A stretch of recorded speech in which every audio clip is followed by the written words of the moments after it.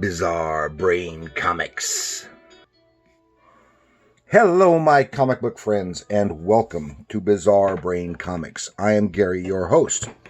This is where I like to take a look at some older comics, talk a little bit about the characters and creators, and examine the stories and the art. And this time, we're going to take a look at this mini-series, The Sting of the Creen Hornet. But before we dive into that, here's my first comic book, available on Amazon, filled with humor, gags, and adventures. Please go to Amazon, just type in Bizarre Brain Comics, and it'll come right up, and you can get your copy for $7.99, and it will help me a whole lot, and you can enjoy reading that. And thank you. Now, for the Creen Hornet. Okay, the Creen Hornet is a superhero mystery man character created in 1936 by George Trendle and Fran Stryker as a radio show, and he was a descendant of the Lone Ranger's nephew. And he has appeared in a variety of media, movie serials, TV shows, novels, comic books, and comic strips. And it ran on the radio from 1936 to 1950, and then again for a short period in 1952. Now this is written by Ron Fortier, or is it Fortier? I'm not sure how he pronounces that. I don't know if I've ever seen the pronunciation, heard him pronounce it. And it was drawn with these great cover paintings by Jeff Butler. And Ron Fortier was born in 1946. He's an American writer of pulp magazine-style novels and comic books, primarily the Creen Hornet and Terminator series of comics. And he grew up in New Hampshire and served in the Army for 3 years during the Vietnam War, then attended Southern New Hampshire University, receiving a Bachelor of Science in Business Administration degree. And early in his writing career, he wrote for Now Comics on Creen Hornet and Terminator. In 2006, he and artist Rob Davis started Airship 27 Productions, dedicated to publishing new adventures of classic pulp magazine heroes. And if I got any of that wrong, he will let me know.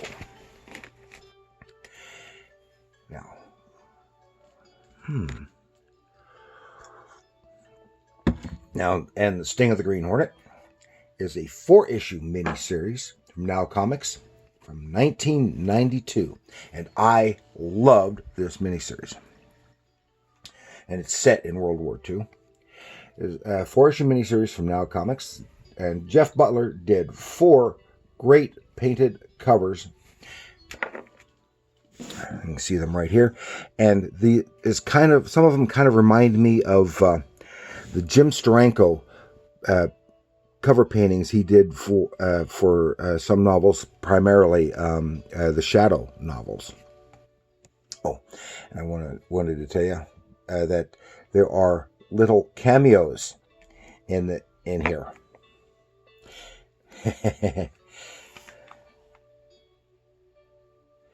And this is the Creen Hornet, basically from the radio show, the original Creen Hornet. And in it has, the story is in 1942. Gives you some basic background and setting. Hitler gets Spy Master the Baroness to organize a mission in the U.S. with her goons.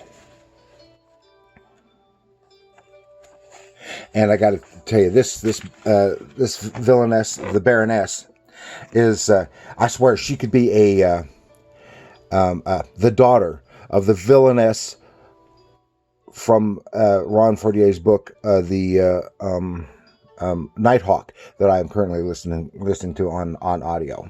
I'll tell you. And that's good. And that was set in World War One. She and her goons arrive in the U.S., and two of the spies are bandaged, as if from plastic surgery. Britt Reed, here it starts off with an adventure, a Green Hornet adventure. Green Hornet and Cato. Don't want to leave out Cato, so if I don't mention him that much, whenever I say Green Hornet, it's usually Green Hornet and Cato. And then Britt Reed is recruited by the military intelligence to gather information regarding spies that they know are active. And here are the spies. And they get information here from a stool pigeon by the name of Walter Gibson. And that's the creator. The name, he's just a stoolie, but Walter Gibson is the name of the creator of The Shadow. And here you see, even though they can't use the name, here's a cameo of, obviously, The Shadow. But he's not the Shadow, he's some shadowy government agent. And he gets information, he's the mystery man, The Shadow. Spies kill and replace a crime boss. And they bring the other bosses together. Now here we have the crime bosses. It's a great resemblance. Edward G. Robinson, James Cagney, and Humphrey Bogart. Yeah. Oh, and look at that. This, can you see that? Yeah. That beautiful, beautiful figure. And then it's another version of that dress and the lady in that dress there. Oh, beautiful. And some really, really great artwork, and resemblances from are spot on when they need to be. And Green Hornet breaks in because he's trying to bring the bosses together to cause problems for the people back home. Authorities is a distraction. That's a distraction. Green Hornet breaks in, spoils everything, but dun dun dun, cliffhanger. It's he almost fails. He almost loses his life because it's quite literally a cliffhanger. And I have to say, Ron did a great job here,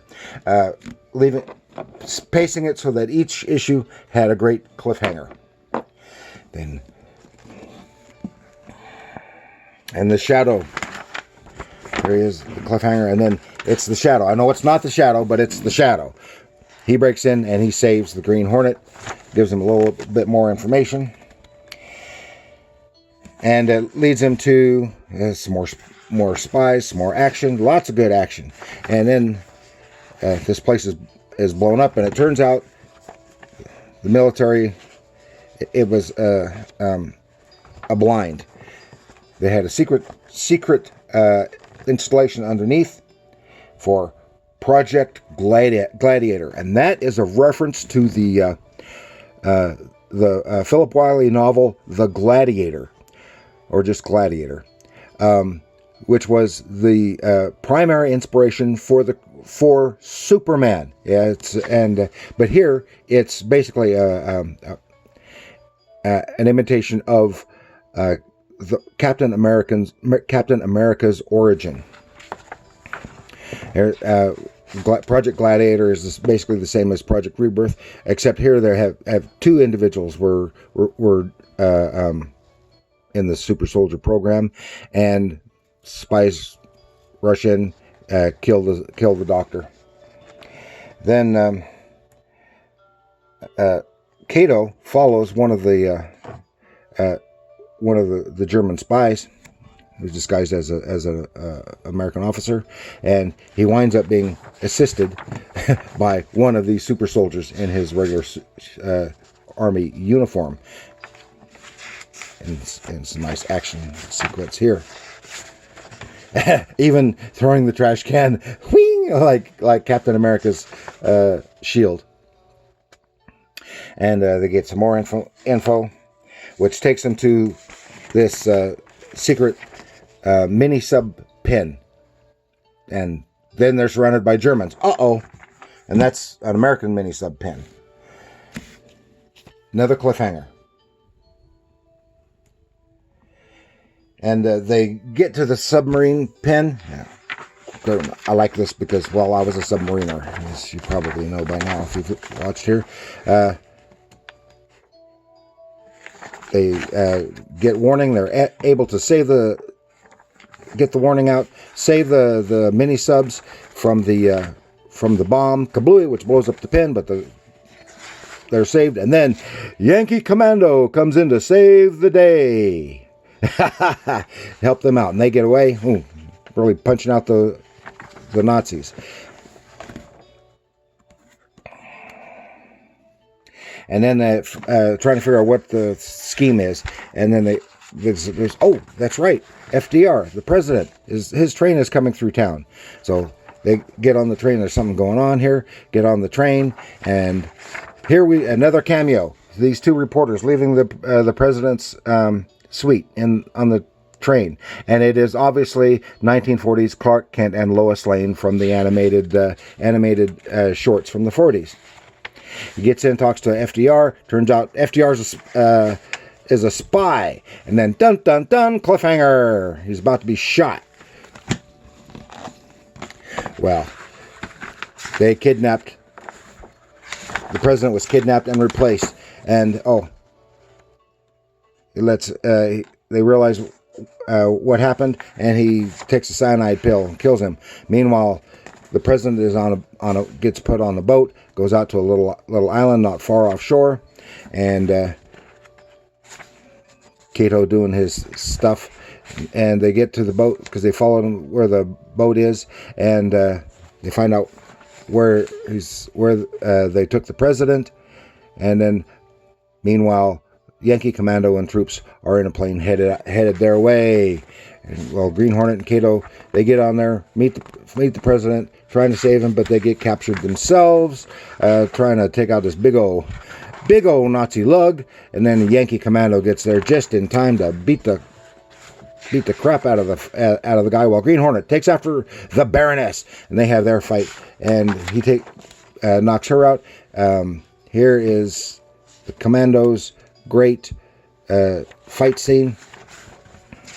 And they get the president out because the Nazi submarine is going to bombard the island because they didn't get word in time, and blowing up the house. But they get the president out. But what's happening here? Oh, then those mini subs that they saved before are there, and they blow up the Nazi submarine. Ooh, ooh, ooh. Some great action. They capture the Baroness. They take off their friends. Everything's okay. But then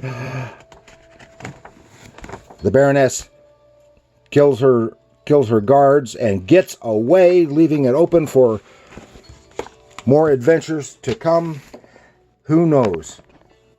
I don't know. I don't know if they ever had a sequel to it. Anyway, that's it. This is some really great pulpy adventure by Ron Fortier. Great artwork from Jeff Butler, and I really, really love this. And if you ever get a chance to find this series somewhere, and doesn't cost too much, I really, really recommend reading it. So thank you for joining me. Thank you for joining me. Please like and share this with your other pulpy friends. And remember, comics are art.